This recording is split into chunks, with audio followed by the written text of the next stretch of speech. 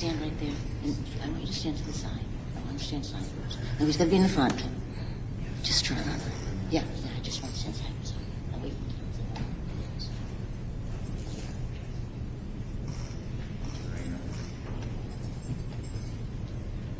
Proceed to arraignment.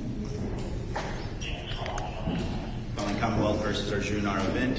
Sir, this pertains to this docket 2647CR572. It is alleged that in the town of Acton on August 11, 2026, you did commit counts 1 and 2, murder. Count 3, assault and battery with a dangerous weapon. Count 4, assault and battery with a dangerous weapon.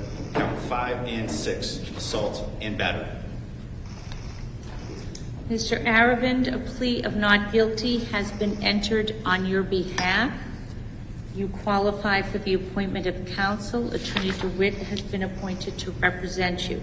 Does the Commonwealth have any requests today? Yes, Your Honor. Several things. The first is the Commonwealth is asking the defendant to be held without bail on the murder charges.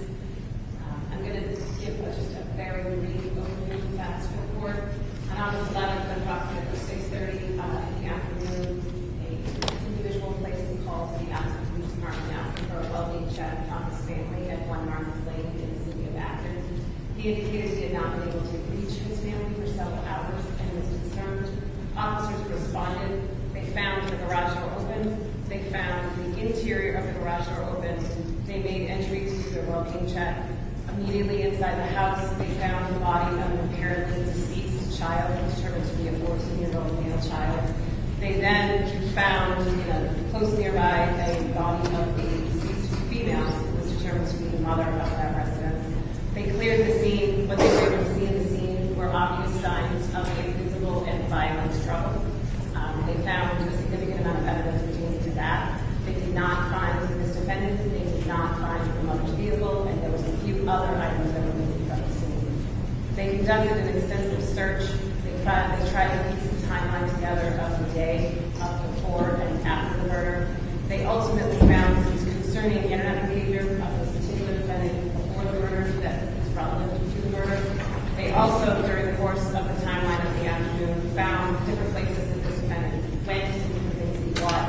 He was ultimately found in the stolen motor vehicle at about 3:40 in the morning. That following morning, he was placed under arrest without incident. A number of items were found in that car that correspond back to the murder scenes. The 2 victims, the autopsies were started yesterday. The manner of death is going to be homicide for both of them. The cause of death is still pending at this time because there's still investigation that's being done by the medical examiner's office. So at this time, based on the evidence that was found at the scene, it was apparent that blunt-force trauma was used in some fashion on both individuals. So the Commonwealth is charged both with the murder as well as the assault and battery, dangerous weapon, as well as the 2 counts of assault and battery. Because of the circumstances of this case, of both before the murder, the obvious circumstances of the murder, as well as after the murder, the Commonwealth is asking that this defendant be detained without bail. Good morning again, Your Honor. Your Honor, clearly this is an unimaginable, horrible situation. And I know there's a lot of information we need to go through. The Commonwealth is in the process of providing us with a lot of discovery. At this point in time, we're agreeing to a client being held without bail, without prejudice. Okay. The Commonwealth's motion for pretrial detention pursuant to 27658A is allowed. And I also have, I'm just going to take each motion in turn that I have received. I have the Commonwealth's motion to impound or redact, and that is, I will hear you on that.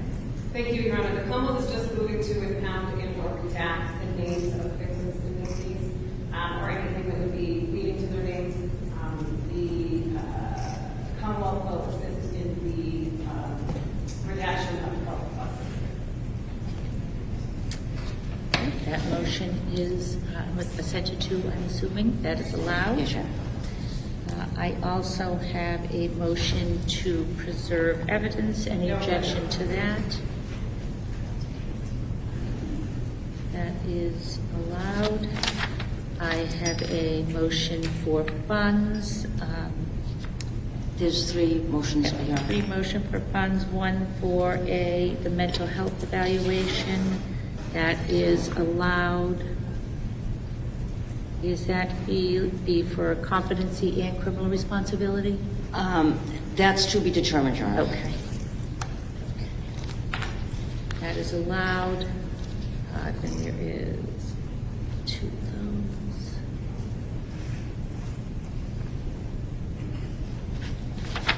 those. Motion for funds for investigator is allowed.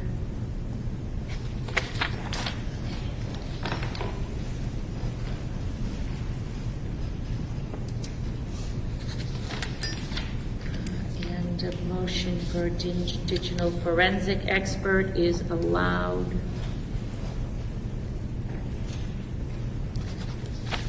Okay, and I know that you made a statement on the record about the GAL. I will get back to you on that. That's fine, Your Honor. Thank you so much. Your Honor, may I just clarify one thing? Yes. The Commonwealth is asking for the defendant be detained without bail under Section 58. The Commonwealth filed a 58-day motion and asked that it not be acted on at this point. I apologize. Understood. Okay, I'm just going to strike the A. It will be 58. And then the final thing, Your Honor, and this is just on the record, the defendant was evaluated yesterday and cleared by a court commission for transport, so the defendant has been cleared. And the defendant also has a physical injury to him, but he was also treated and cleared from a medical hospital. That's correct, Your Honor. He presumably will be transferred to a DYS facility today from here, but he has been cleared for transport. Although I believe he told me, my client told me that his hand was looked at, if maybe the paper could reflect further examination of his hand. Okay, we could do that. Your Honor, I believe he goes to the custody of the sheriff, and then the sheriff then determines and takes him to DYS. We can certainly make the He has to go to, recommendation. yes, but he has to be held in DYS because he's under 18. Anything further we need to address before we choose a probable cause date? No, Your Honor. No, Your Honor. We were looking at September 11th. That would be September 11th is fine. Friday. Yep, that's fine. September 11th for probable cause hearing. Thank you, Your Honor. Hearing defendant will be held without bail pursuant to Mass General Law, Chapter 276, Section 58. Commit without bail to issue. Case will be continued to September 11, 9/11/2026 for probable cause. Commit without bail to issue forthwith. Transport to the court that date. And with that said, please keep in mind, please be advised, should be charged with a new criminal offense, you may be held without bail. After this trial, bail warnings given. Commit to issue. Thank you, Mr. Clerk. And as to appointment of counsel, Your Honor, Yes. Attorney DeWitt was appointed by ZBCS. Correct. Will that be a fee as well? I'm going to waive that fee as it's being held. CPS has to approve. She can't. She told him. So what we will do is copy of the report. All the actions. Yeah, if you don't mind. I don't know. Redacted, I'll do it. Yeah. Thank you.